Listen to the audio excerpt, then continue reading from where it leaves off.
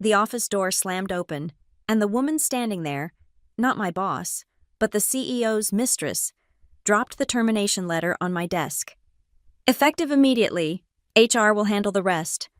Her voice was ice, her eyes never meeting mine, the date and time printed on the paper. Exactly 48 hours before my $77,000 bonus would vest, but they had no idea that with this single act, they'd just triggered a legal and technical bomb I'd planted years ago.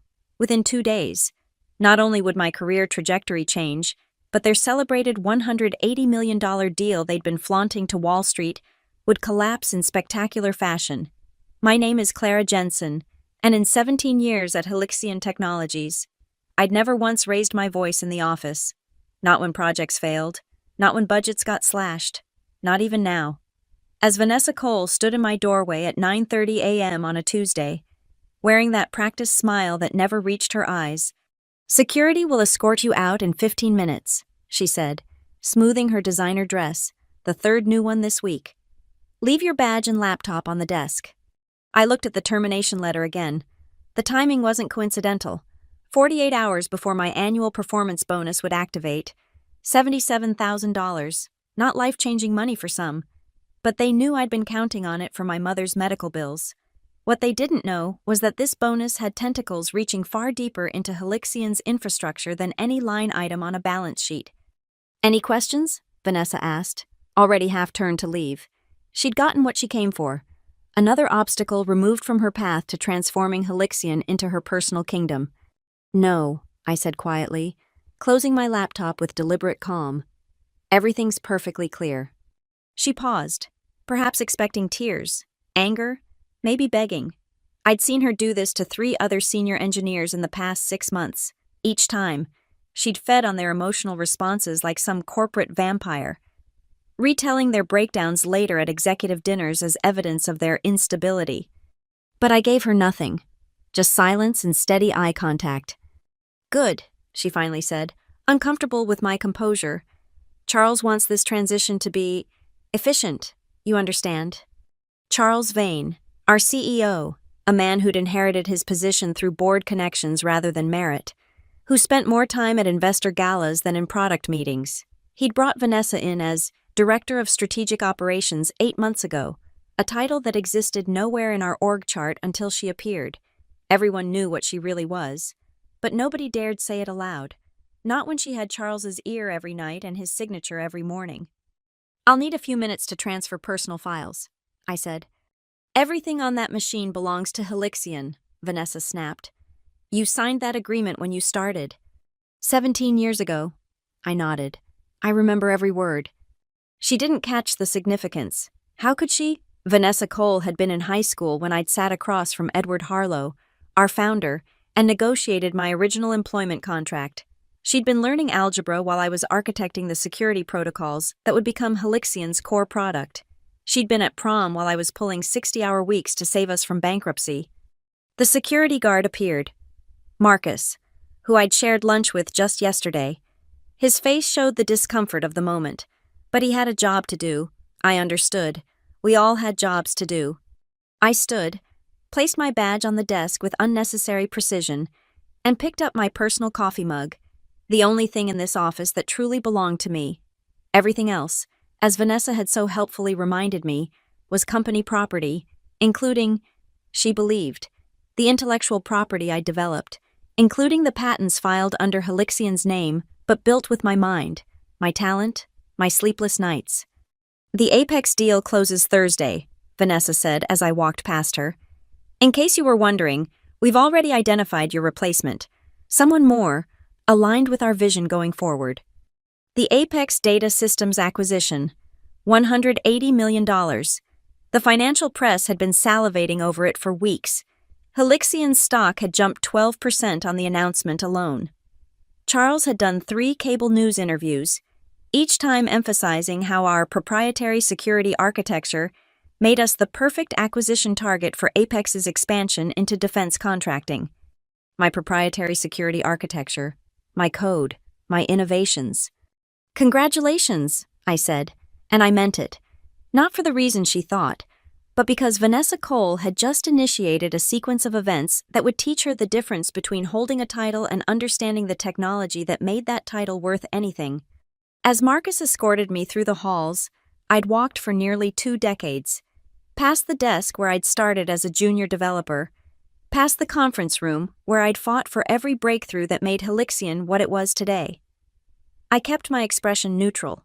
My former colleagues avoided eye contact, some from shame, others from fear they'd be next.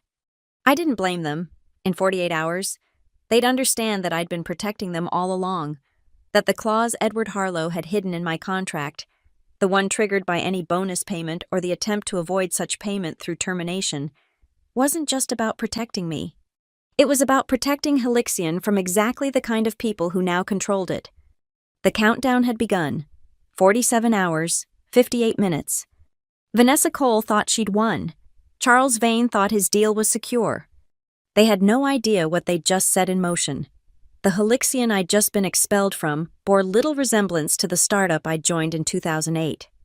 Back then, it was 5 engineers in a converted warehouse in Palo Alto, burning through ramen and Red Bull, convinced we could revolutionize enterprise security. Edward Harlow had found me presenting at DFCon, a 23-year-old kid with ambitious ideas about adaptive encryption and too much confidence for my own good. "You see vulnerabilities where others see features," he'd said after my talk, offering me a job on the spot. "That's exactly what I need." Those early years nearly killed us, literally and figuratively. The 2008 financial crisis hit 3 months after I joined. Our funding evaporated overnight. 4 of the 5 engineers left for stable jobs at Google or Microsoft.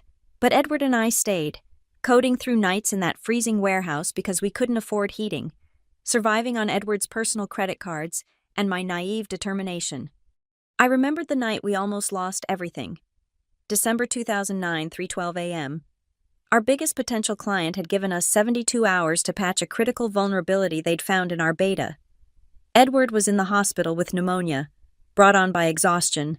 I coded for 41 hours straight, hallucinating from sleep deprivation, rewriting our entire authentication module from scratch. When the client tested it and found it bulletproof, they signed a $2 million contract that saved Helixian. That module became the foundation of everything.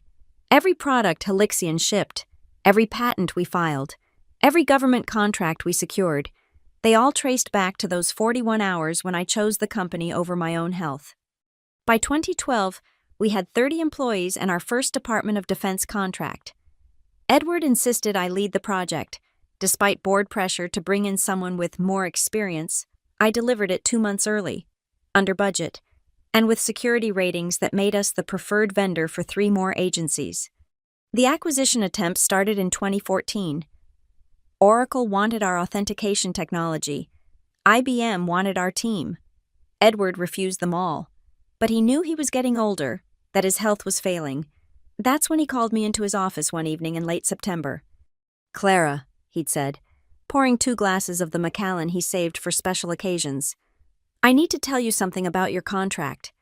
He explained the clause he'd embedded, hidden in subsection 7.3.2, written in such dense legal terminology that no one but a contracts lawyer would understand its implications. If my annual bonus was triggered, either paid or deliberately avoided through termination, all intellectual property I developed would revert to me personally after 48 hours, unless the company explicitly retained me with a counteroffer exceeding the bonus amount by 50%. "Why?" I'd asked.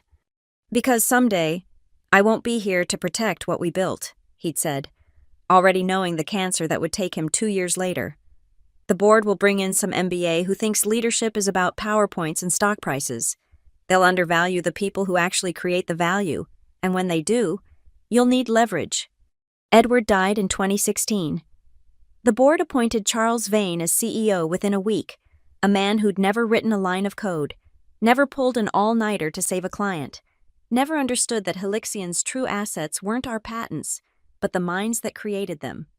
At first, Charles maintained the status quo, smart enough to recognize he didn't understand the technology, but as our valuation grew, as acquisition offers multiplied, his confidence expanded beyond his competence.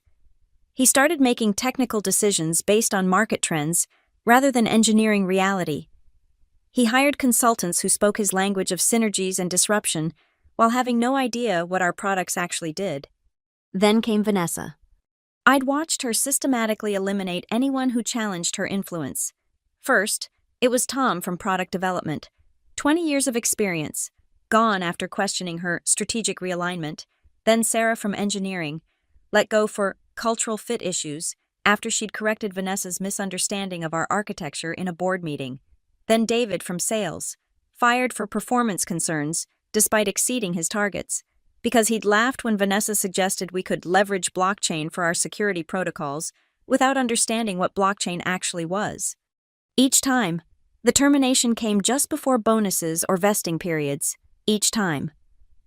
Vanessa redistributed their responsibilities to her hand-picked replacements, young MBAs who knew how to nod and smile, but couldn't debug a simple script if their lives depended on it. But they'd all been standard employment contracts. Mine was different. Mine had Edward's foresight built into it. I thought about this as I sat in my apartment, watching the city lights flicker beyond my window. 17 years of my life, every breakthrough, every innovation, every solution that had made Helixian worth $180 million to Apex, it had all flowed through my keyboard, my whiteboard, my mind. Tomorrow, Charles and Vanessa would celebrate my departure. They'd probably toast with champagne, confident they'd removed the last obstacle to their complete control. They had no idea that Edward Harlow had turned me into a sleeper cell in my own company, and in 46 hours, the alarm was going to sound. Charles Vane had arrived at Helixian like a peacock in a server room, all display, no function. The board had chosen him for his Harvard MBA, his Wall Street connections, and his ability to charm investors with buzzwords he barely understood. In his first all-hands meeting, he'd actually said we needed to synergize our blockchain capabilities with AI-driven solutions, a word salad that had sent our engineering team into fits of barely suppressed laughter. But we tolerated him because, initially, he'd stayed out of our way. He focused on what he knew, schmoozing investors, managing stock prices, and polishing Helixian's image. The real company ran itself, powered by the people who understood what we actually did. That changed when Vanessa Cole appeared. She'd materialized at the company holiday party in December 2023, draped on Charles's arm in a dress that cost more than most engineers' monthly salary, 28 years old. Fresh from a failed wellness startup that had burned through $3 million in venture capital producing nothing but Instagram posts. Her LinkedIn profile was a masterpiece of corporate fiction. Strategic visionary, disruption catalyst, innovation architect, empty titles for an empty resume. Within 2 months, she had an office on the executive floor and the title Director of Strategic Operations, a position Charles created specifically for her.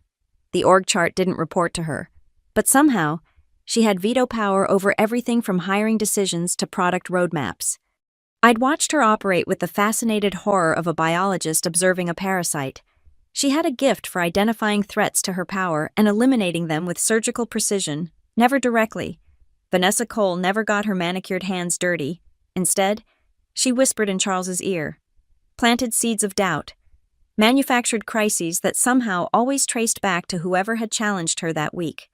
Her first real attempt to assert dominance over me had come in March. She'd called a meeting to discuss optimizing our security architecture for market positioning. She'd stood at the whiteboard, drawing meaningless diagrams while explaining how we could leverage synergies to accelerate our blockchain integration. "We don't use blockchain," I'd said quietly. "Our architecture is based on adaptive encryption algorithms. Blockchain would actually make us more vulnerable because—" "That's exactly the kind of old thinking that's holding us back," she'd interrupted, her smile sharp as glass. "Charles, this is what I mean about resistance to innovation." Charles had nodded sagely, as if she'd said something profound instead of technologically illiterate. But I was protected, or so she thought, by my necessity. The Apex deal required continuity of key personnel. I was at the top of that list. She couldn't touch me until the deal closed. Or so any rational person would have calculated. But Vanessa Cole wasn't rational. She was vindictive. And when I'd publicly corrected her again last week, this time about her suggestion that we could simply port our entire codebase to a more agile framework in 2 weeks. She decided I had to go. Apex deal or not. The irony was delicious. Her impulsiveness, her need to dominate, her complete ignorance of both technology and legal contracts. They'd all combined to create the perfect storm. She actually thought she was clever. Timing my termination for Tuesday morning, exactly 48 hours before my Thursday bonus date. She'd probably Googled how to avoid paying employee bonuses and felt like a strategic genius. What she hadn't done was read my actual contract. What she hadn't done was understand that Edward Harlow had been playing chess while she was still learning checkers.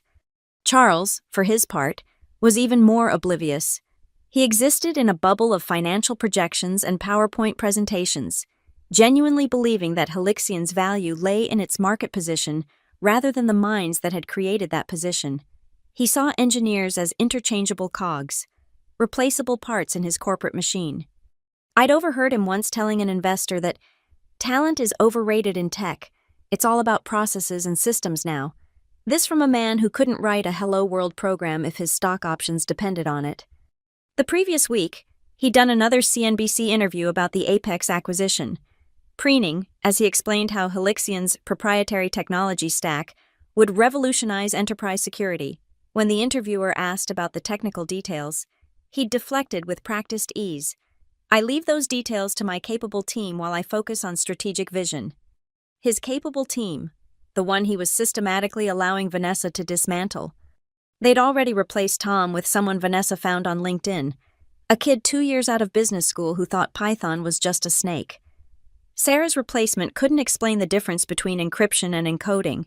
David's successor had tried to sell our government clients on a blockchain enhancement that would have violated their security clearances. But the code still ran. The products still shipped. Because people like me had built systems robust enough to survive a few months of incompetent leadership. A few months, that's all they would have. Because in 44 hours, when my IP rights transferred, Helixian would be left with products they couldn't update, systems they couldn't maintain, and architecture they couldn't explain to Apex's due diligence team. Charles and Vanessa thought they were removing an expensive employee 2 days before a major payout.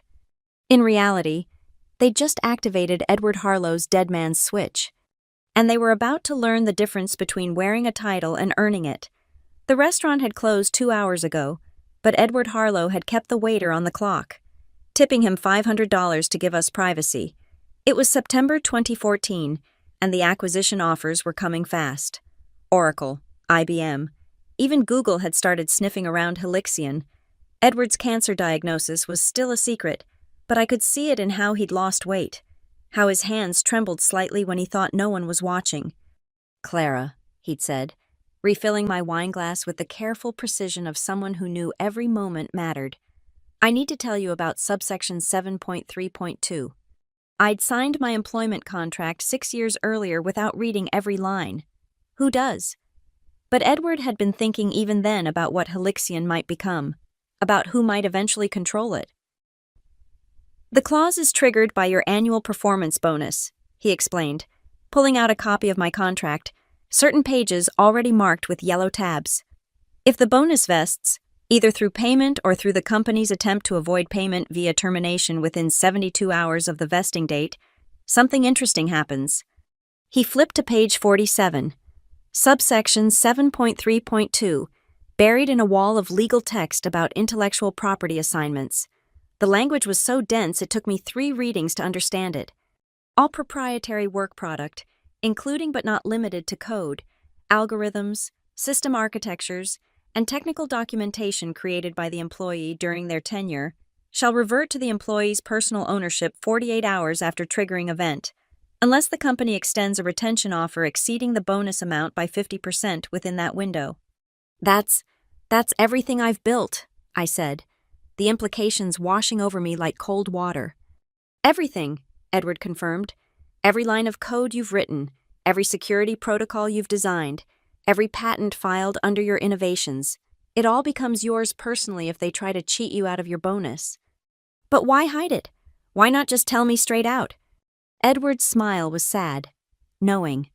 "Because if you knew, You might act differently, make different choices. The clause only works as protection if it's invisible until it's needed, like an airbag. You forget it's there until the crash. And if I'm terminated for cause performance issues, read subsection C, he said. Termination for cause requires documented performance improvement plans, written warnings, a review period of at least 90 days. They can't just decide you're a problem and make you disappear. I made sure of that. We sat in silence while I absorbed it all. Outside, San Francisco glittered, unaware that in this small restaurant, a legal time bomb was being armed. There's more, Edward continued. The IP transfer isn't just about ownership. It includes all administrative access, all encryption keys, all system credentials that you personally created or managed. They'll lose the ability to even access their own systems without your cooperation. That seems aggressive. It's meant to be. His eyes hardened. Clara, I'm dying. We both know it. Even if we're not saying it, when I'm gone, they'll bring in someone who sees Helixian as a commodity, not a creation. Someone who thinks your brilliance is replaceable because they don't understand what brilliance actually builds. He reached across the table, taking my hand in his frail grip.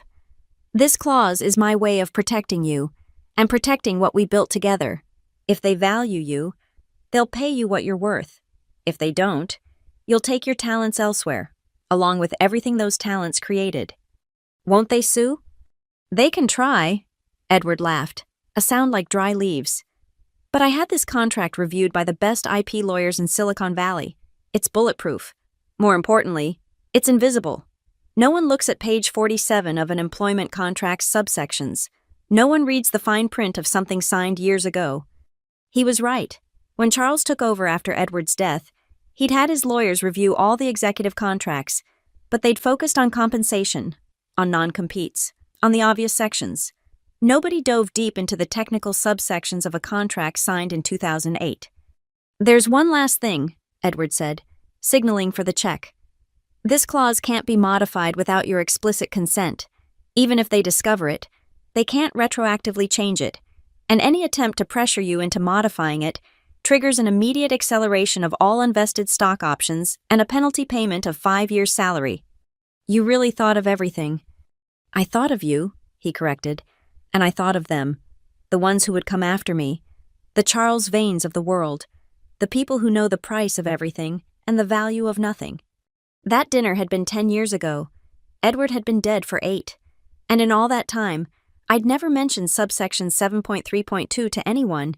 It had sat there, dormant, a sleeper cell in the legal framework of my employment. Now, as I sat in my apartment watching the timer on my laptop count down, 41 hours, 16 minutes, I thought about Edward's foresight. He'd known this day would come. He'd known someone like Vanessa Cole would eventually appear. Someone too arrogant to read the fine print, too ignorant to understand what they were destroying. The beautiful irony was that if they'd just paid my bonus, $77,000, a rounding error in Helixian's quarterly earnings, none of this would have happened. The clause would have remained dormant. I would have continued building, creating, innovating. But they'd gotten greedy. They'd gotten clever. And in 39 hours, they were going to learn why Edward Harlow had been playing chess while they were still learning checkers. The press conference was everything Charles Vane loved. Cameras, attention, and the chance to pretend he understood the company he ran. Wednesday afternoon, less than 24 hours after my termination, he stood at the podium in Helixian's auditorium, Vanessa positioned strategically in the background, visible enough to matter but not so prominent as to raise questions. Today marks a transformative moment for Helixian Technologies, Charles announced, his practiced CEO smile gleaming under the lights. Our partnership with Apex Data Systems will create the most formidable enterprise security platform in the market. I watched from my apartment, streaming the conference on my laptop while my countdown timer ticked in the corner of the screen, 22 hours, 43 minutes. A reporter raised her hand. Mr. Vane, can you speak to the technology integration? How will Helixian's architecture mesh with Apex's existing infrastructure? Charles's smile never wavered, but I saw the micropause, the fraction of a second where he accessed his mental database of buzzwords. Our proprietary security stack will seamlessly integrate with Apex's cloud-native solutions, creating synergies that will revolutionize how enterprises approach cybersecurity.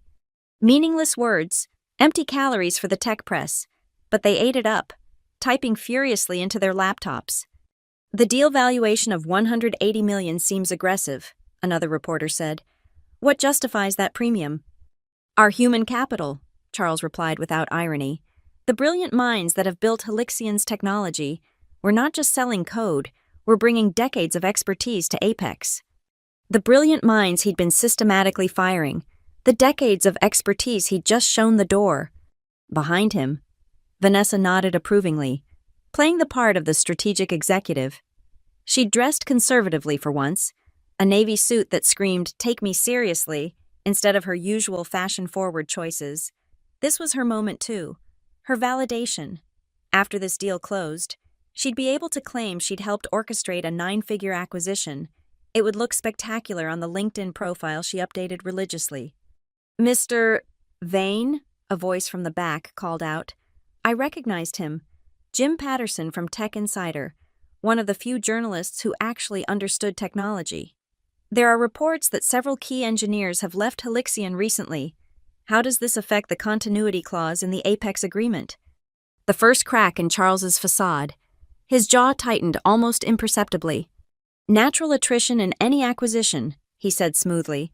We've already identified excellent replacements who align with our forward-thinking vision. The transition will be seamless. Jim wasn't satisfied. But specifically, Claire Jensen left yesterday.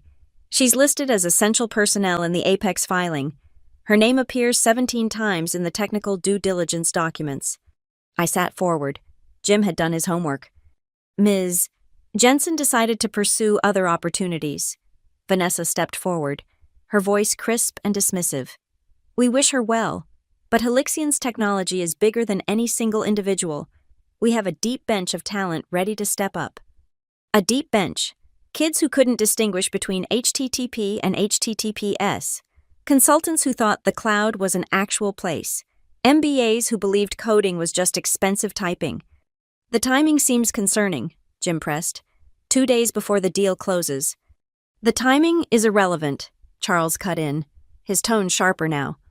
The technology, the patents, the products, they all belong to Helixian. They're all part of what Apex is acquiring. Individual contributors come and go, but the company's assets remain. Assets, that's all we'd ever been to him.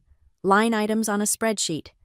The conference moved on to safer ground, market projections, growth strategies, the usual corporate theater. Charles regained his composure, selling a future he didn't understand with technology he couldn't explain. But I noticed something interesting. Apex's CEO, David Morrison, wasn't there. For a deal this size, his absence was conspicuous. Instead, Apex had sent their CFO and legal counsel, the people who read fine print, who understood contracts, who asked uncomfortable questions. My phone buzzed, a text from an unknown number, but I recognized the area code, Apex's headquarters in Austin. Ms. Jensen, this is David Morrison. I believe we should talk. Please call me at your earliest convenience. So it had begun. Someone at Apex had started asking the right questions. Someone had noticed that their new acquisition's key engineer had just been terminated under suspicious circumstances. But David Morrison didn't know the half of it yet. He didn't know about subsection 7.3.2. He didn't know that in less than 23 hours, Helixian wouldn't actually own what they were selling. He didn't know that the seamless integration Charles was promising would be technically impossible without my cooperation. I didn't call Morrison back. Not yet. Let him sweat a little. Let him dig deeper into those due diligence documents. Find my fingerprints on every critical system, every essential protocol. On screen, Charles was wrapping up the conference, promising a new era of innovation and unprecedented value creation. The stock market loved it. Helixian's shares had jumped another 3% during the conference. Vanessa stood beside him as they left the podium, her hand briefly touching his arm, a gesture of possession disguised as professional support. She thought she'd won, removed the last obstacle to her complete control over Helixian. In 22 hours and 17 minutes, she was going to learn that some obstacles, when removed, take the entire foundation with them. The irony was perfect. Their confidence, their arrogance, their absolute certainty that they'd orchestrated everything perfectly. It was all about to become their undoing. Edward Harlow had been right. They knew the price of everything and the value of nothing. And they were about to pay full price for that ignorance. The USB drive I left in my desk drawer was empty except for a single text file named Backup Protocols TXT, containing one line. "Nice try, Vanessa." I knew she'd take it. People like her couldn't resist the possibility of stolen secrets, of finding something to use against me later. Sure enough, my former colleague Rachel texted me Wednesday evening, "Vanessa personally cleaned out your desk, took everything, even your sticky notes, looked triumphant carrying that USB like she'd found gold." Let her think she'd won something. The real backup of my work, if you could even call it that, existed in quantum states across distributed servers, accessible only through biometric keys I'd never documented. Even I would need 48 hours to properly extract everything, and I'd designed the system. Thursday morning, 16 hours until the clause activated. I sat in my home office, a room that looked nothing like the sterile corporate space I'd occupied for 17 years. Here, surrounded by my own servers, my own screens, I began setting up the final pieces. The email scheduler was simple but crucial. At exactly midnight, when the 48-hour window closed, 3 emails would automatically send: one to Apex's legal department with the full text of subsection 7.3.2, one to the SEC filing system noting the material change in IP ownership, one to 3 prominent tech journalists who'd been following the acquisition. But the real elegance was in what I wasn't doing. I wasn't accessing Helixian's systems. I wasn't downloading anything. I wasn't violating any terms of my termination. I was simply waiting for what was already mine to legally revert to me. My phone had been buzzing all day. David Morrison from Apex had called 4 times, Charles twice. Even Vanessa had tried once, though she'd hung up after 2 rings, probably checking if I'd blocked her number. The only call I answered was from Rachel. "Clara, this place is chaos," she whispered, clearly calling from a bathroom or supply closet. Apex's technical team showed up for preliminary integration meetings. They're asking questions nobody can answer. They want to see the authentication module documentation. They want to understand the encryption key rotation system. They keep asking for you. "Let me guess," I said. "Vanessa's telling them everything's under control." She tried, but these aren't business people, Clara. They're engineers, real ones. They opened one of your architecture diagrams and asked her to explain the hash collision prevention method. She literally said we could leverage AI to optimize that process. They looked at her like she'd suggested using magic. I couldn't help but smile. What about Charles? Hiding in his office. He's had legal in there all morning. I heard shouting about an hour ago. Something about material disclosures and due diligence failures. The sharks were starting to circle. "Clara," Rachel's voice dropped even lower, "is it true what I'm hearing that without you, we can't even push security updates to existing clients?" "The systems will run themselves for a while," I said carefully. "But when the next 0-day vulnerability is discovered, and one always is, you'll need someone who understands the architecture to patch it. And nobody here does."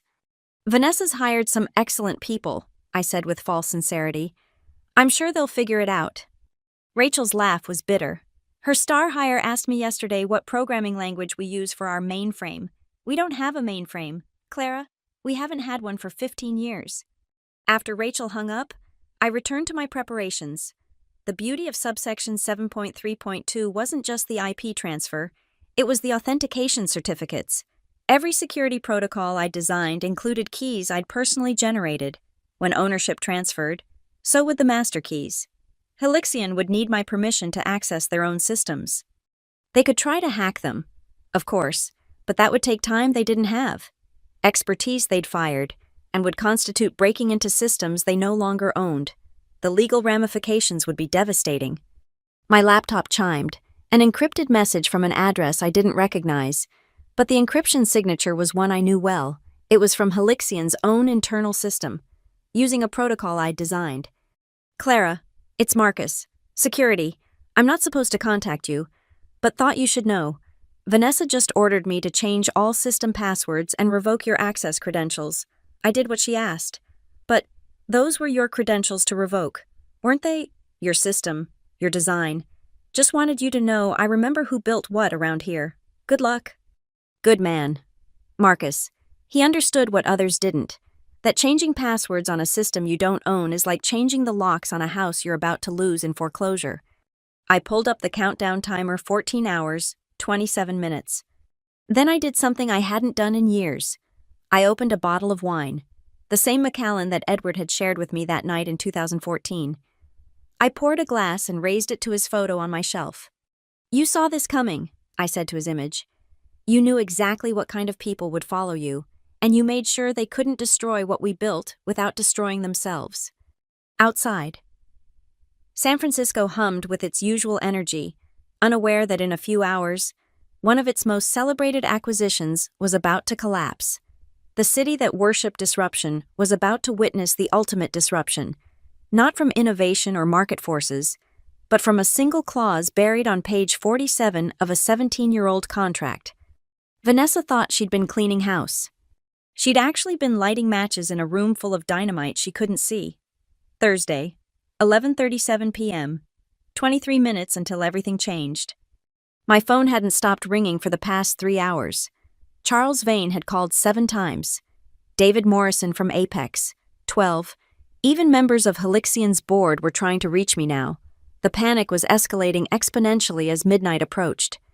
The first crack had appeared around 6 p.m. when Apex's lead technical architect, someone actually competent, had started mapping dependencies in Helixian's codebase. He'd discovered that every critical function traced back to modules I'd written, secured with keys I'd generated, running on architecture I'd designed. Then he'd asked the question that started the avalanche, who has Clara Jensen's documentation? Nobody did, because I'd never written it down. Every essential process, every critical protocol, every security measure existed in my head and in code so complex that reverse engineering it would take years. At 8:45 p.m., Apex's legal team had found subsection 7.3.2. The call from David Morrison at 9:15 p.m. had been different from his previous attempts. This time, when I answered, his voice was steel-wrapped in silk. Ms. Jensen, I believe you're aware of our situation. I'm aware you're acquiring Helixian technologies, I replied evenly. We're acquiring what Helixian owns, he corrected, which, if I'm reading this correctly, won't include any of the intellectual property you developed after midnight tonight. You're reading it correctly. A long pause.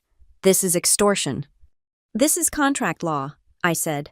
A contract Helixian signed, a contract they triggered by terminating me 48 hours before my bonus vested. I didn't write the terms. Mr. Morrison, Edward Harlow did.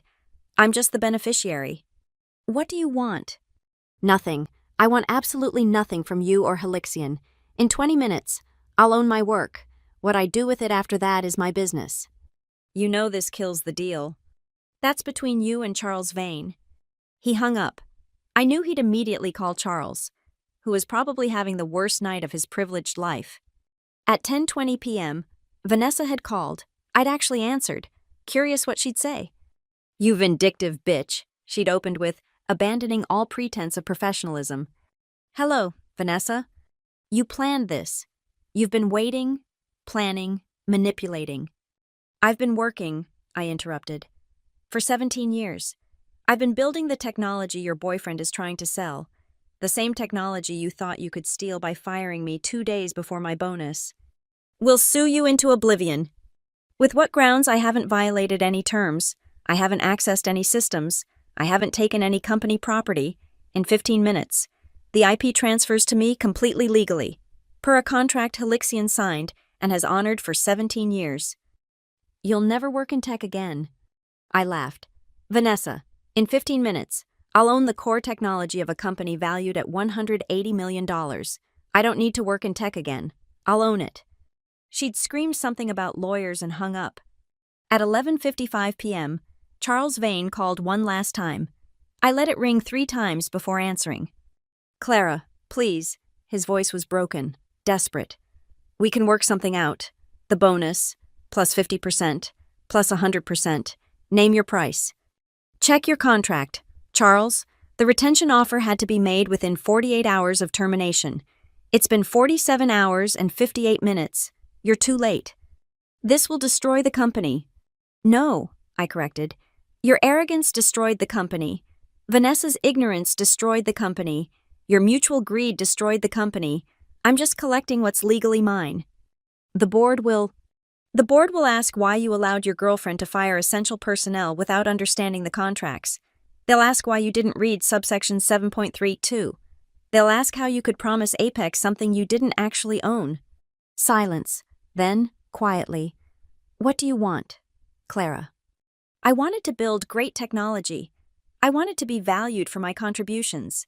I wanted my $77,000 bonus that I earned through 17 years of dedication. But you and Vanessa decided I didn't deserve any of that. It's 11:59. Charles. I hung up and watched my laptop screen. Multiple terminal windows were open, each showing different system statuses. As the clock hit midnight, they all updated simultaneously. Ownership transfer complete. IP assignment. Clara Jensen. Authentication keys. Clara Jensen. Access rights. Clara Jensen. My phone buzzed with the automated emails being sent. Apex Legal, the SEC, the journalists. Then, something I hadn't scheduled, an incoming email from Edward Harlow's estate lawyer, time-stamped for exactly midnight. Dear Clara, if you're reading this, then subsection 7.3.2 has been triggered. Edward wanted you to know he was proud of what you built together. He also wanted you to know that there's a standing offer from his estate to fund any venture you choose to pursue with your technology. Sometimes, he once told me, the best revenge isn't destroying those who wronged you. It's building something so magnificent that their failure becomes a footnote in your success story. The future is yours now. William Hartley, estate attorney. I stared at the screen, tears I hadn't expected blurring my vision. Even from beyond the grave, Edward was still looking out for me. My phone lit up with notifications. Tech blogs were already picking up the story. Breaking Helixian acquisition in jeopardy after IP transfer. Latest former engineer owns core technology in 180 Nellis. Deal. By morning, Helixian's stock would crater. The Apex deal would be dead. Charles would probably be removed as CEO. Vanessa would become radioactive in Silicon Valley, the woman who destroyed a 9-figure acquisition through petty vindictiveness. But I wasn't thinking about them anymore. I was thinking about what came next, about the technology I now owned, about the future I could build. The transfer was complete. Friday morning, 7 a.m. The tech world had exploded overnight. I sat in my favorite coffee shop, watching the devastation unfold on my laptop screen. Helixian's stock had dropped 37% in pre-market trading. The Apex acquisition was officially dead. They'd released a terse statement at 5 a.m. citing material misrepresentations in asset ownership. The Wall Street Journal's headline was brutal: how a fired engineer destroyed a $100 million deal in 48 hours. But the best part was the CNBC interview Charles and Vanessa had attempted at 6:30 a.m., thinking they could control the narrative.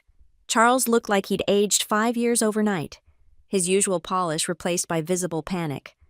Vanessa sat beside him, her designer outfit unable to hide the deer-in-headlights expression. "This is a temporary setback," Charles insisted to the anchor. "We're exploring all legal options." "But Mr. Vane," the anchor pressed, "your own SEC filing confirms that Clara Jensen now owns the core technology. How is Helixian worth anything without its primary product? We have other assets." "Created by Ms. Jensen." Charles's jaw tightened. Behind him, Vanessa's face had turned ashen as she realized the cameras were capturing her role in this disaster.